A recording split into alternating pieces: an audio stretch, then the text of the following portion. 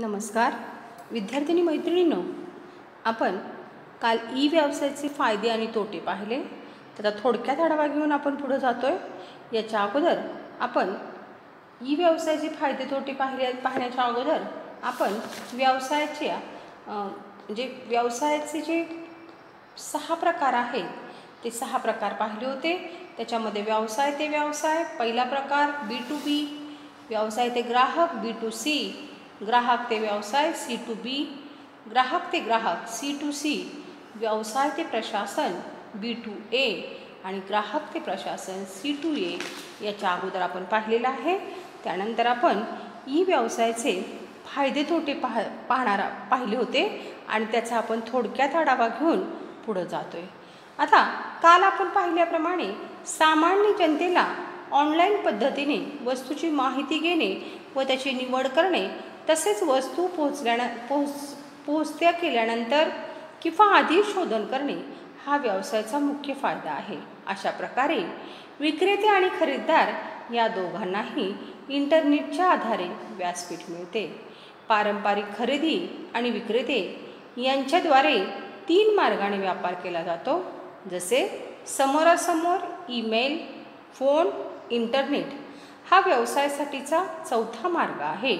Internet हा कमी किमतीमध्ये मोठ्या प्रमाणात विक्री करणारा व्यवसाय म्हणून भरभराटीस आलेला आहे. अशा प्रकारे पारंपरिक स्रोतापेक्षा इंटरनेट चांगली संधी देते. इंटरनेटचे फायदे हे इंटरनेटचे सामर्थ्य आहे. म्हणजेच आज जर आपण पाहिलं तर व्यापारासाठी इंटरनेटचा चौथा मार्ग आहे आणि इंटरनेटमुळं व्यवसाय हा खूप भरभराटी झालेला आहे. पारंपरिक व्यापारापेक्षा इंटरनेटला चांगली संधी मिळालेली आहे आणि म्हणूनच इंटरनेटचे काही फायदे आहेत, ते फायदे आपण पाहणार आहोत. पहिला फायदा आपण पाहिला होता तो म्हणजे सुलभ स्थापना. पारंपरिक व्यवसायापेक्षा इंटरनेट व्यवसायाची स्थापना करणं अतिशय सुलभ आहे. पारंपरिक व्यवसाय जर स्थापन करायचा असेल तर त्याच्यासाठी जमीन लागते, जागा लागते, जागेवर दुकान थाटावं लागतं, दुकान थाटल्यानंतर त्या दुकानाचं फर्निचर करावं लागतं आणि त्याच्यामध्ये विक्री करण्यासाठी मनुष्यबळही ठेवावं लागतं. परंतु इंटरनेटचा या सगळ्या गोष्टी कराव्या लागत नाही. फक्त ई व्यवसायाची स्थापना करणे, म्हणून ई व्यवसायाची स्थापना करणं खूप सोपं आहे. फक्त वेबसाईटवर आपल्याकडे असणाऱ्या प्रोडक्शनची माहिती द्यावी लागते आणि त्यामुळं पारंपरिक व्यवसायापेक्षा ई व्यवसायाची स्थापना करणं अतिशय सुलभ आहे. दुसरा फायदा आपण पाहिला होता की याच्यामध्ये कमी गुंतवणूक आहे. मी आत्ताच तुम्हाला सांगितलं की पारंपरिक व्यवसायाला भौतिक अस्तित्व असते. त्यामुळं पारंपरिक व्यवसायामध्ये पैशाची गुंतवणूक करावी लागते.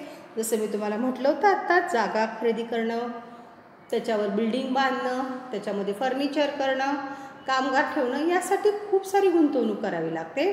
कारण पारंपरिक व्यवसायाला भौतिक अस्तित्व निर्माण होते, परंतु ई व्यवसायाला कुठलेच भौतिक अस्तित्व निर्माण होत नाही. म्हणून ई व्यवसायाची स्थापना करणं सोपं आहे. तसंच ई व्यवसायामध्ये कमी गुंतवणूक करावी लागते आणि कुठलीही गुंतवणूक न करता ई व्यवसाय स्थापन करता येतो. ई व्यवसायामध्ये कमी मनुष्यबळामध्ये हा व्यवसाय सुरू करता येतो. त्यामुळं ई व्यवसायामध्ये जी गुंतवणूक जी आहे ती अतिशय कमी असते. पुढची आहे सुविधा. पारंपरिक व्यवसाय जर आपण बघितला तर सकाळी 9 वाजता दुकान सुरू होते आणि जास्तीत जास्त रात्री 9 वाजेपर्यंत चालू राहते. परंतु ह्याची सुविधा जी आहे ई व्यवसायाची ती 24 तास म्हणजे वर्षाचे 365 दिवस असतील तर इंटरनेटची सुविधा वर्षाच्या 365 दिवसामध्ये चालते. व्यवसाय कधीही सुरू करता येतो. त्यामध्ये बदल करणे शक्य असते आणि म्हणूनच इलेक्ट्रॉनिक माध्यमाद्वारे सूक्ष्म आणि उद्दिगंध झालेला व्यवसाय कधीही कोणत्याही ठिकाणी कोणत्याही वेळेला करता येतो आणि त्याचा फायदा घेता येतो. आपल्याला जर पारंपरिक पद्धतीने खरेदी करायची असेल तर ठराविक वेळातच जावं लागतं, त्यासाठी दुकानात जावं लागतं, पेठात जावं लागतं, बाजारपेठेत जावं लागतं. परंतु इंटरनेटची सुविधा 365 दिवस चालू असते, कधीही चालू असते. अगदी तुम्ही खूप बिझी आहात, तुम्हाला अजिबात वेळ मिळाला नाही, संध्याकाळी तुम्ही ऑफिसवरून आलाय, जेवण करून निवांत बसलाय, तुम्ही त्यावेळेला सुद्धा ऑनलाईन खरेदी करू शकता. त्यामुळं ही सुविधेचा खूप मोठा फायदा आहे. व्यवसाय कधीही कोणत्याही ठिकाणी कोणत्याही वेळेला करता येतो, त्याचा हा फायदा आहे. वेग जर म्हटलं तर यामध्ये माहिती मोठ्या प्रमाणात आकर्षक पद्धतीने व अधिक वेगाने मिळते, कारण इंटरनेटच्या सहाय्याने एका क्लिकवर खरेदी आणि विक्रीची देवाणघेवाण होते. वेग जर म्हटलं तर याचा वेग प्रचंड आहे. आपण दुकानात गेल्यानंतर वस्तू दाखवणं, पाहणं, सगळ्या वस्तू पाहणं याला खूप वेळ लागतो, परंतु इंटरनेटच्या माध्यमातून आकर्षक पद्धतीने अधिक वेगाने याची माहिती मिळते. एका क्लिकवर वस्तूच्या खरेदी विक्रीची देवाणघेवाण होते आणि त्यामुळं याचा वेग जो आहे इंटरनेटचा तो खूप जास्त आहे. एका क्लिकवर वस्तूच्या खरेदी विक्रीची देवाणघेवाण केली जाते आणि माहिती मिळू शकते. त्यानंतर पुढचा फायदा आहे तो म्हणजे जागतिक प्रवेश. इंटरनेट खरोखरच विरहित व्यापार आहे. एकीकडे विक्रेत्या जागतिक बाजारपेठेत प्रवेश करण्यास अनुमती दिली, तर दुसरीकडे खरेदीदारास जगातील बहुतेक कोणत्याही भागातून उत्पादन निवडण्याचे स्वातंत्र्य दिले जाते. यामध्ये खरेदीदार आणि विक्रेते यांना समोरासमोर येण्याची गरज नसते. आता सगळ्यात मोठा फायदा आहे तो म्हणजे जागतिक प्रवेश. जगातल्या कुठल्याही कानाकोपऱ्यामध्ये किंवा जगातली कुठलीही वस्तू आपण इंटरनेटच्या माध्यमातून मागवू शकतो. आपण बघितलं की 1991 नंतर विक्रेत्यास जागतिक बाजारपेठेत प्रवेश दिला, म्हणजे आपण जेव्हा जागतिक अर्थव्यवस्थेचं धोरण स्वीकारलं त्यानंतर विक्रेत्यास जागतिक बाजारपेठेमध्ये प्रवेश करण्याची अनुमती दिली. तर दुसरीकडे ग्राहकास जगातील बहुतेक कोणत्याही भागातून उत्पादन निवडण्याचे स्वातंत्र्य दिले. कुठल्याही भागात जाऊन उत्पादन निवडता येतं. आपण कुठल्याही भागाची कुठल्याही ठिकाणची वस्तू इंटरनेटवरून एका क्लिकवर खरेदी करू शकतो आणि हा खूप मोठा फायदा आहे. जागतिक बाजारपेठेमध्ये प्रवेश आपल्याला मिळालेला आहे आणि जगाच्या कुठल्याही कानाकोपऱ्यातून आपण इंटरनेटवरनं त्या विक्रेत्याची माहिती घेऊन त्याची वस्तू मागवू शकतो. पुढचा फायदा आहे कागद विरहित समाजाच्या दिशेने हालचाली. इंटरनेटच्या वापरामुळे कागदी कामावर अवलंबून राहण्याचे प्रमाण कमी झाले आहे. नोंदी ठेवणे, संदर्भ घेणे इंटरनेटमुळे सोपे झालेले आहे, म्हणजे कागद विरहित समाजाच्या दिशेने हालचाली झालेल्या आहेत. इंटरनेटच्या वापरामुळे कागदी कामावर अवलंबून राहण्याचे प्रमाण कमी झालेले आहे. नोंदी ठेवणे, संदर्भ घेणे इंटरनेटमुळे सोपे झालेले आहे. म्हणजेच काय की इंटरनेटमुळं काय झालेलं आहे की कुठल्याही कागदाची गरज लागलेली नाही. कागदी कामाच्या म्हणजे कागदी विरहित कामाच्या दिशेने समाजाची हालचाल झालेली आहे. ज्या काही नोंदी ठेवणं किंवा ज्या काही संदर्भ घेणं या सगळ्या गोष्टी ज्या आहेत त्या सगळ्या गोष्टी इंटरनेटच्या माध्यमातून सहज करता येतात. पुढचा आहे सरकारचा पाठिंबा. ई व्यवसायाच्या स्थापनेसाठी सरकार अनुकूल वातावरण प्रदान करत आहे. तसेच व्यवसायातील जास्तीत जास्त पारदर्शकता सुनिश्चित केली जाते. म्हणजे थोडक्यात याचा फायदा असा आहे की ई व्यवसायासाठी सरकारचा पूर्ण पाठिंबा आहे. सरकारने ई व्यवसायाला पाठिंबा दिलेला आहे. सरकारने ई व्यवसायासाठी अनुकूल वातावरण निर्माण केलेलं आहे आणि पारदर्शकता आणि सुनिश्चितता केलेली आहे. त्यामुळं ई व्यवसाय करण्यासाठी सरकारचा पूर्णपणे व्यावसायिकांना पाठिंबा आहे. सोपे शोधन, सुलभ देय. आता व्यवसायातील शोधन क्रेडिट कार्ड, इलेक्ट्रॉनिक निधीद्वारे केले जाते. शोधन 24 तास उपलब्ध असते.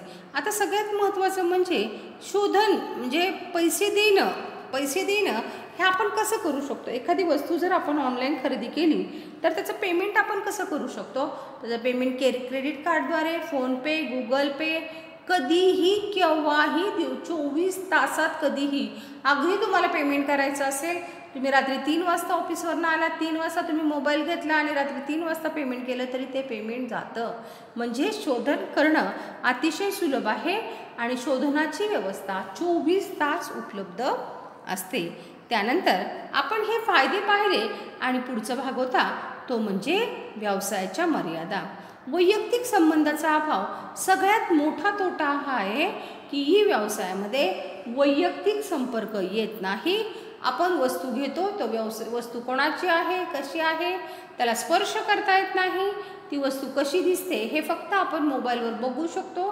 त्याचं पोत कसं आहे, कापडामध्ये बऱ्याचदा असं होतं की आपण नेटवर जेव्हा बघतो त्यावेळेला ते कापड खूप छान आहे असं वाटतं, परंतु त्याचा आल्यानंतर ते कापड त्या क्वालिटीचं नसतं.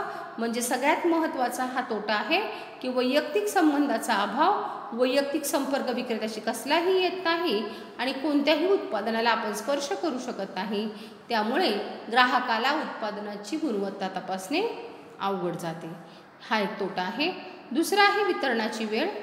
उत्पादनाच्या वितरणास वेळ लागतो, कारण पारंपरिक व्यवसाय उत्पादन खरेदी केल्यानंतर वितरण होते, परंतु ई व्यवसाय तसे होत नाही. त्यामुळे ग्राहक निराश होतात. उदाहरणार्थ ॲमेझॉन एका दिवसात वस्तूच्या वितरणाचे आश्वासन दिले आहे. ही एक चांगली सुधारणा आहे, परंतु सर्व समस्याचे पूर्णपणे निराकरण त्याने होऊ शकत नाही.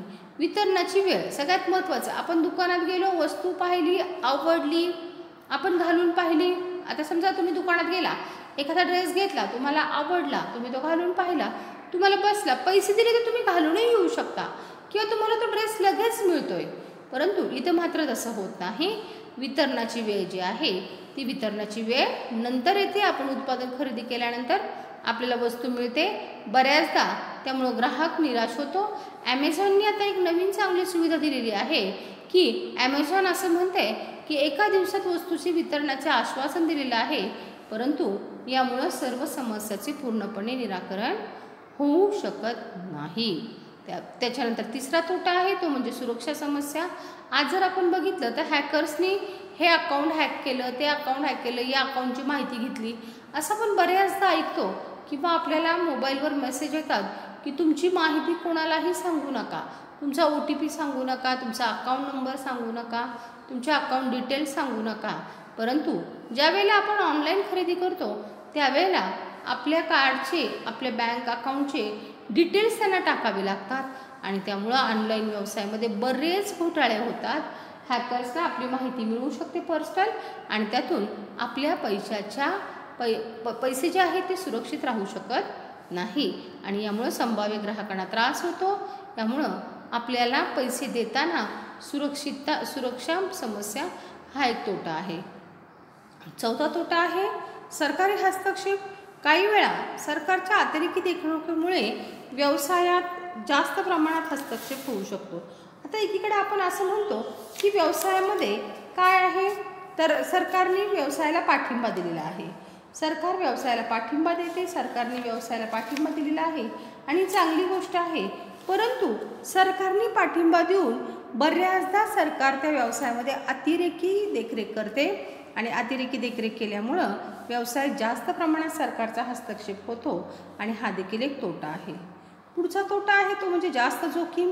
ग्राहक आणि विक्रेता यांच्यामध्ये थेट संपर्क नसल्यामुळं जास्त जोखीम दिसून येते. तसेच फसवणूक झाल्यास कायदेशीर कारवाई करणे कठीण जाते. जास्त जोखीम ग्राहक आणि विक्रेते यांच्यामध्ये थेट संपर्क नाही. आता आपण एखाद्या दुकानात गेलो, तिथून वस्तू घेतली, ती वस्तू जर चांगली नसेल तर आपण ती वस्तू बदलून घेतो किंवा वस्तू आपल्याला बदलून घेता येते. पण इथं ग्राहक आणि विक्रेत्यांचा एकमेकाशी कसलाही संपर्क नाही आणि वस्तू खराब झाली तर ती बदलून घेणं किंवा ग्राहकाची फसवणूक झाली तर त्याच्यावर कारवाई करणे कठीण आहे आणि ही जास्त जोखीम हा देखील एक तोटा आहे. त्यानंतर पुढचं आहे, हे आपण फायदे तोटे पाहिले. यानंतर आता आपण पाहणार आहोत ऑनलाईन व्यवहाराची प्रक्रिया. मी तुम्हाला याच्या अगोदरही सांगितले की ऑनलाईन व्यवहार कशा पद्धतीने करायचा हे बऱ्याच विद्यार्थिनींना माहिती आहे. ऑनलाईन खरेदी विक्री कशी करायची याची माहिती आपल्याला आहे. पण जर एखाद्या विद्यार्थिनींनी अद्याप देखील याच्या अगोदरही सांगितलेले पुन्हा एकदा सांगते, जर एखाद्या विद्यार्थिनींनी ऑनलाईन खरेदी केलेली नसेल तर कृपा करून ऑनलाईन खरेदी करा. कारण ऑनलाईन खरेदी कशा पद्धतीने करायची याची माहिती आपल्याला असणं अतिशय गरजेचं आहे. आता आपण पाहणार आहोत ऑनलाईन व्यवहाराची प्रक्रिया. ऑनलाईन व्यवहार इंटरनेटच्या सहाय्याने केला जातो हे आपल्याला माहिती आहे. योग्य इंटरनेटच्या जोडणीशिवाय हे व्यवहार करता येऊ शकत नाही. जेव्हा वस्तूची खरेदी आणि विक्री इंटरनेटच्या माध्यमाने केली जाते तेव्हा ऑनलाईन व्यवहार घडून येतात.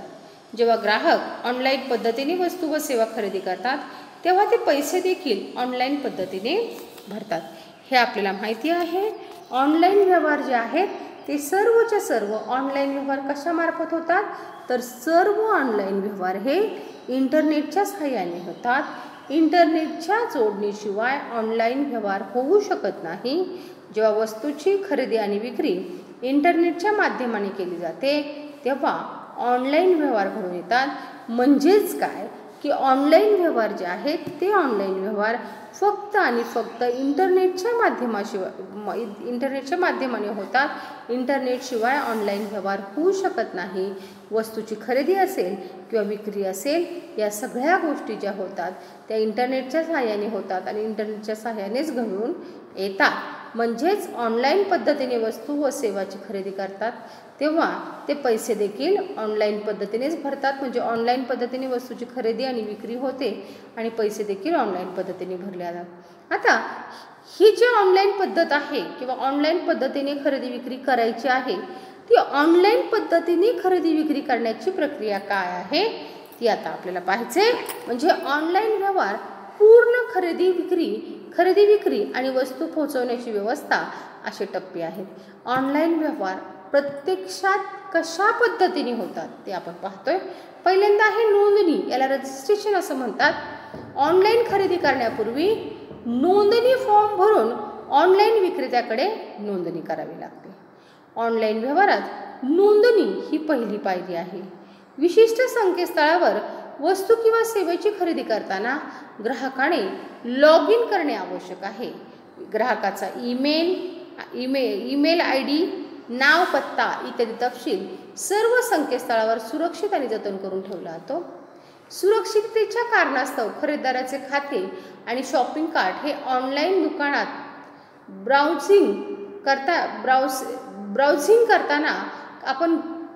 करताना आपण काय घेतले याची नोंद ठेवते. आता सगळ्यात महत्त्वाचं, ऑनलाईन व्यवहार करत असताना ज्या वेळेला आपल्याला ऑनलाईन व्यवहार करायचा आहे, ज्या विक्रेत्याकडून आपल्याला वस्तू खरेदी करायची आहे त्या विक्रेत्याकडं आपल्याला खरेदी करण्यापूर्वी आपल्याला नोंदणी फॉर्म भरणं आवश्यक आहे. म्हणजेच त्या विक्रेत्याकडं नोंदणी करणं आवश्यक आहे. ऑनलाईन व्यवहाराची ही पहिली पायरी आहे की ऑनलाईन व्यवहार करताना आपल्याला नोंदणी करणं आवश्यक आहे. त्यासाठी विशिष्ट संकेतस्थळावर म्हणजे विशिष्ट वेबसाईटवर जाऊन वस्तूची खरेदी विक्री करताना ग्राहकाने लॉग इन करणं गरजेचं आहे. त्यामध्ये ग्राहकाने आपला नाव, पत्ता, ईमेल आय डी वगैरे सगळी माहिती त्या संकेतस्थळावर म्हणजे त्या वेबसाईटवर टाकणं गरजेचं आहे. ती वेबसाईटवर त्या ग्राहकाचं नाव, पत्ता, ईमेल आय डी सर्व टाकल्यानंतर त्याचं जतन करून ठेवले जाते. सुरक्षिततेच्या कारणास्तव खरेदीदाराचे खाते व शॉपिंग कार्ट हे ऑनलाईन दुकानात ब्राउझिंग करताना त्याची नोंद किंवा ब्राउझिंग करताना आपण काय घेतले याची नोंद करता येते. थोडक्यात काय की ऑनलाईन व्यवहार करण्याची पहिली प्रक्रिया आहे ती म्हणजे नोंदणी, त्याला रजिस्ट्रेशन म्हणतात. ऑनलाईन खरेदी करण्यापूर्वी त्या व्यवसायाचे रजिस्ट्रेशन करणं आवश्यक आहे. ही व्यवसायाची पहिली पायरी आहे. म्हणजेच काय की वस्तूची खरेदी विक्री करताना तुम्हाला ग्राहकाला त्या वेबसाईटवर जाऊन लॉग इन करावं लागतं. ज्या विक्रेत्याकडनं आपण वस्तूची खरेदी करणार आहे त्या विक्रेत्याकडे ग्राहकाला आपलं रजिस्ट्रेशन करणं गरजेचं आहे. रजिस्ट्रेशनमध्ये त्या ग्राहकाने त्याचा ईमेल आय डी, नाव, पत्ता त्या वेबसाईटवर टाकणं गरजेचं आहे. म्हणजेच ऑनलाईन खरेदी करताना त्याची नोंदणी करणं आवश्यक आहे. दुसरा भाग आहे तो म्हणजे मालाची मागणी नोंदवणे. ऑनलाईन व्यवहार ही दुसरी पायरी आहे. जेव्हा एखाद्या ग्राहकास एखादी वस्तू किंवा सेवा आवडतात तेव्हा शॉपिंग कार्टमध्ये वस्तू वा सेवा ठेवतो. शॉपिंग कार्ट खरेदीदाराने खरेदीसाठी निवडलेल्या सर्व वस्तू, त्याची संख्या, प्रत्येक वस्तूची किंमत याची नोंद ठेवतो. खरेदीदार सर्व वस्तूची निवड केल्यानंतर शोधनाच्या प्रक्रियेकडे वळतो. आता मी तुम्हाला साधं उदाहरण सांगते. ज्या वेळेला आपण दुकानामध्ये खरेदीला जातो तेव्हा काय करतो ग आपण? दुकानामध्ये जातो, वस्तू खरेदी करताना ज्या वेळेला आपल्याला सेल्समन वस्तू दाखवतो त्यावेळेला आपण वस्तू पाहतो. एखादी वस्तू आवडली की ती आपण बाजूला ठेवतो. परत काही वस्तू आवडली, परत बाजूला ठेवतो, परत वस्तू आवडली, परत बाजूला ठेवतो. आणि आपण जे शेवटी काय करतो, आपण ज्या वेळेला वस्तू खरेदी करण्याचा डिसिजन घेतो त्यावेळेला त्या सर्व वस्तू आपण समोर ठेवायला सांगतो आणि समोर ठेवलेल्या वस्तूमधून आपल्याला जी आवडलेली वस्तू आहे ती आपण घेतो. इथं काय केलं, आता ज्या वेळेला वस्तू खरेदी करायची वेळ येते त्यावेळेला आपल्याला आवडलेल्या व्यक्ती आपण शॉपिंग कार्टमध्ये टाकून ठेवू शकतो. शॉपिंग कार्टमध्ये ही म्हणजे ऑनलाईन व्यवहाराची दुसरी पायरी आहे मालाची मागणी नोंदवणे. ज्या वेळेला ऑनलाईन पद्धतीने ग्राहक वस्तू पाहतो त्यावेळेला त्याला जर एखादी वस्तू आवडली तर ती वस्तू त्याने शॉपिंग कार्टमध्ये ठेवावी लागते. शॉपिंग कार्ट हे खरेदीदाराने खरेदीसाठी निवडलेल्या सर्व वस्तू, त्याची संख्या आणि प्रत्येक वस्तूची किंमत याची नोंद ठेवते. खरेदीदार सर्व वस्तूची निवड केल्यानंतर शोधनाच्या प्रक्रियेकडे वळतो. म्हणजे पहिली पायरी आहे रजिस्ट्रेशन, दुसरी पायरी आहे मालाची ऑनलाईन पद्धतीने खरेदी. आता ऑनलाईन व्यवहारामधली मालाची मागणी नोंदवणे हा दुसरी पायरी आहे. पहिली आहे रजिस्ट्रेशन, दुसरी आहे मालाची मागणी नोंदवणे.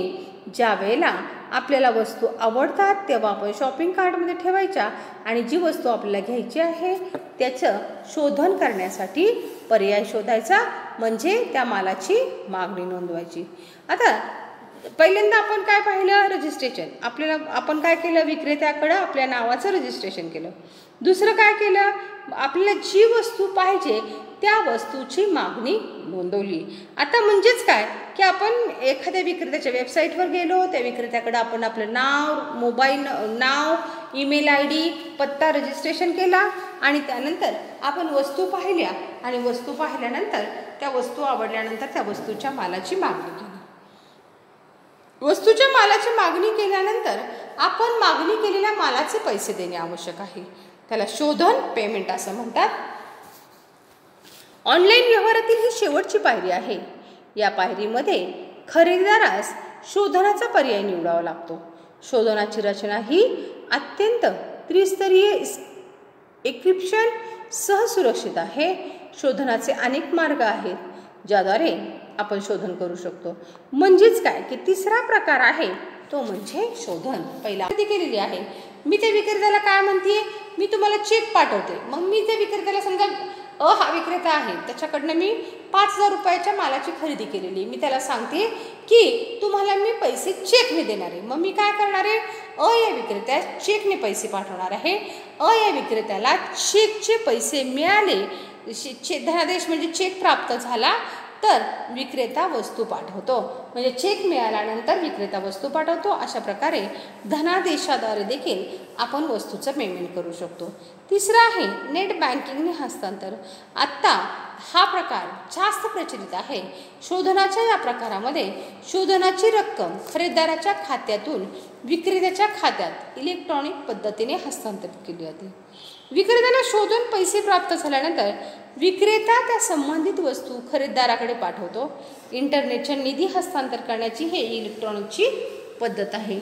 नेट बँकिंग हस्तांतर याच्यामध्ये शोधनाचा हा एक असा प्रकार आहे की शोधनाची रक्कम खरेदीदाराच्या खात्यातून विक्रेत्याच्या खात्यात ऑनलाईन पद्धतीने पाठवली जाते. समजा आपण एखाद्या विक्रेत्याकडनं वस्तू खरेदी केली. वस्तू खरेदी केल्यानंतर आपण फोनपे किंवा गुगल पेने त्याला ऑनलाईन पैसे पाठवले तर त्याला पैसे मिळाल्याबरोबर तो त्या वस्तूची पोहोच करतो किंवा वस्तू पाठवतो. अशा प्रकारे नेट बँकिंगद्वारे पैशाचे हस्तांतर. शोधनाच्या या प्रकारामध्ये शोधनाची रक्कम जी आहे ती रक्कम खरेदीदाराच्या खात्यातून विक्रेत्याच्या खात्यात इलेक्ट्रॉनिक पद्धतीने हस्तांतरित केली जाते. विक्रेत्याला शोधन पैसे प्राप्त झाल्यानंतर विक्रेता त्या संबंधित वस्तू खरेदीदाराकडे पाठवतो. इंटरनेटद्वारे निधी हस्तांतरित करण्याची ही एक इलेक्ट्रॉनिक पद्धतीने सुविधा आहे जे इंटरनेटच्या पद्धतीने आपण पैशाचे हस्तांतर करतो आणि याच्यामध्ये बऱ्याचदा इलेक्ट्रॉनिक पद्धतीने निधीचं हस्तांतरित होतं आणि अशा प्रकारे एका व्यक्तीच्या खात्यातून पैसे दुसऱ्या व्यक्तीच्या खात्यात पाठवले जातात. म्हणजे खरेदीदार पैसे विक्रेत्याच्या खात्यात पाठवतो आणि विक्रेत्याला पैसे मिळाले की तो वस्तूची वस्तू पाठवण्याची व्यवस्था पुढे करतो. अशा प्रकारे नेट बँकिंगद्वारे हस्तांतर हे एक पद्धत आहे. याच्याद्वारे आपण पैसे एका खातेदारातून जे इलेक्ट्रॉनिकच्या माध्यमातून पैशाचे हस्तांतर होते ते इलेक्ट्रॉनिकच्या माध्यमातून होते. म्हणजे एका व्यक्तीच्या खात्यातून पैसे दुसऱ्या व्यक्तीच्या खात्यात पोच केले जातात. त्यानंतर डेबिट किंवा क्रेडिट कार्ड म्हणजे खरेदीदार डेबिट किंवा क्रेडिट कार्डद्वारे पैसे भरतो आणि ग्राहकाच्या खात्यातून रक्कम वजा होते. डेबिट कार्ड किंवा क्रेडिट कार्ड यांना प्लास्टिक पैसा म्हणून ओळखले जाते. हे जास्तीत जास्त ऑनलाईन शोधनासाठी वापरले जाते. पुढचा प्रकार जो आहे शोधनाचा किंवा पैसे देण्याचा तो म्हणजे डेबिट किंवा क्रेडिट कार्डद्वारे पैसे देणं किंवा पैसे भरणं. ग्राहकाच्या खात्यातून तर समजा पुन्हा मी तुम्हाला आत्ता मगाशी सांगितलं तसं सांगते की मी 5,000 रुपयाच्या मालाची खरेदी केलेली आहे या विक्रेत्याकडून. त्या मालाचे पैसे जे आहेत ते मी डेबिट कार्ड किंवा क्रेडिट कार्डवरून पाठवते. डेबिट किंवा क्रेडिट कार्डचे पैसे माझ्या खात्यातून वजा झाले की विक्रेता पैसे पाठवतो.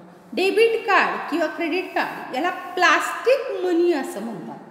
लक्षात ठेवा, बऱ्याचदा हा शब्द गाळलेल्या जागाला विचारला जाऊ शकतो.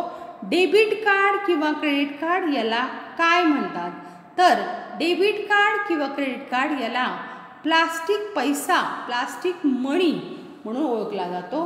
हे जास्तीत जास्त ऑनलाईन शोधनासाठी वापरले जातात आणि याद्वारे म्हणजेच काय की डेबिट कार्ड किंवा क्रेडिट कार्डद्वारे पैशाचं शोधन केलं जातं आणि या डेबिट कार्ड आणि क्रेडिट कार्डलाच काय म्हटलं जातं प्लास्टिक पैसा असं म्हटलं जातं. त्यानंतर पुढचा आहे डिजिटल रोख. इलेक्ट्रॉनिक चलनाचा हा एक प्रकार आहे जो सायबर स्पेसमध्ये वापरला जातो. ज्यामध्ये केवळ सायबर स्पेसमध्ये ज्याचं अस्तित्व केवळ सायबर स्पेसमध्येच असतं. डिजिटल रोख वास्तवात नसते परंतु खऱ्या चलनाप्रमाणे इलेक्ट्रॉनिक स्वरूपात याची क्षमता असते. डिजिटल कॅश याला डिजिटल पद्धतीने म्हणजे इलेक्ट्रॉनिक चलनाचा हा एक प्रकार आहे जो केवळ सायबर स्पेसमध्येच वापरतात. लक्षात ठेवा, इलेक्ट्रॉनिक चलनाचा हा प्रकार आहे ज्याचे अस्तित्व केवळ सायबर स्पेसमध्येच आहे. डिजिटल रोख वास्तवात नसते परंतु खऱ्या चलनाप्रमाणे इलेक्ट्रॉनिक स्वरूपात वापर करण्याची याची क्षमता आहे. अशा प्रकारे डिजिटल रोख म्हणजेच काय की डिजिटल रोखद्वारे देखील पैसे दिले जातात. डिजिटल रोख हा म्हणजे याचं वैशिष्ट्य असं आहे की डिजिटल रोख हा प्रकार जो आहे त्याचं वास्तव केवळ सायबर स्पेसमध्येच असते. डिजिटल रोख वास्तवात नसते परंतु खऱ्या अर्थाने इलेक्ट्रॉनिक स्वरूपाचा याच्यामध्ये वापर करण्याची मुभा आहे. अशा प्रकारे इलेक्ट्रॉनिकच्या माध्यमातून देखील पैसे हस्तांतरित केले जातात आणि हा डिजिटल रोख हा प्रकार जो आहे तो फक्त सायबर स्पेसमध्येच वापरतात. ठीक आहे. यानंतर पुढचा प्रकार आहे तो म्हणजे खरेदी विक्री प्रक्रिया. सर्व व्यवहारामध्ये ही महत्त्वाची भूमिका बजावते. माहितीचे आदान प्रदान परंपरागत तसेच ऑनलाईन व्यवहार या दोन्हीतही करावे लागते. परंतु परंपरागत व्यापाराशी तुलना करता इंटरनेटद्वारे केलेले व्यवहार जास्त सोपे असतात. परंपरागत व्यवसाय करताना प्रवासासाठी लागणारा वेळ, वाटाघाटी करणं, मुद्दा पटवून देणं, दोन्ही पक्षांना आदान प्रदानासाठी व संवादासाठी समोरासमोर असणे या सर्व प्रक्रियेस बराच वेळ लागतो. जेव्हा ऑनलाईन व्यवहारासाठी आवश्यक असणारी माहिती ही नियम व अटीसह पुरवली जाते आणि वर उल्लेखलेल्या बऱ्याचशा समस्येपासून त्या मुक्त असतात. म्हणून ऑनलाईन व्यवहार परंपरागत व्यवसायापेक्षा अधिक सोपे आणि चांगले परिणाम देणार असतात. आता याच्यामध्ये पुढचा प्रकार आहे तो म्हणजे खरेदी विक्री प्रक्रिया. सर्व व्यवहारामध्ये ही अतिशय महत्त्वाची भूमिका बजावते. याच्यामध्ये माहितीचे आदान प्रदान म्हणजेच काय की माहितीची देवाणघेवाण जी आहे ती पारंपरिक तसेच ऑनलाईन व्यवहार या दोन्ही करावे लागतात. परंतु पारंपरिक व्यवसायाची तुलना करता इंटरनेटद्वारे केलेले व्यवहार जे आहेत ते जास्त सोपे आणि सोयीस्कर आहे. परंपरागत व्यवसाय करताना प्रवासासाठी लागणारा वेळ, वाटाघाटी प्रवासासाठी लागणारा वेळ, समजा आपण इचलकरंजीवरनं माल मागवतोय तर इचलकरंजीला जाणं, इचलकरंजीच्या माणसाशी वाटाघाटी करणं, त्याला मुद्दा पटवून देणं आणि दोन्ही पक्षांना आदानप्रदानासाठी व संवादासाठी समोरासमोर आणणं, या सर्व प्रक्रियेस बराच वेळ लागतो. जेव्हा ऑनलाईन व्यवहारासाठी आवश्यक असणारी माहिती ही नियमवाटीसह पुरवली जाते आणि वर उल्लेखलेल्या बऱ्याचशा समस्येतून त्या मुक्त असतात. म्हणून ऑनलाईन व्यवहार परंपरागत व्यवसायापेक्षा अधिक सोपे आणि चांगले परिणाम देणार आहे. अशा पद्धतीने ही खरेदी विक्रीची तिसरी प्रक्रिया आहे. आज आपण इथं थांबतोय. उद्याच्या तासाला याच्या पुढचा भाग आपण पाहणार आहोत. धन्यवाद.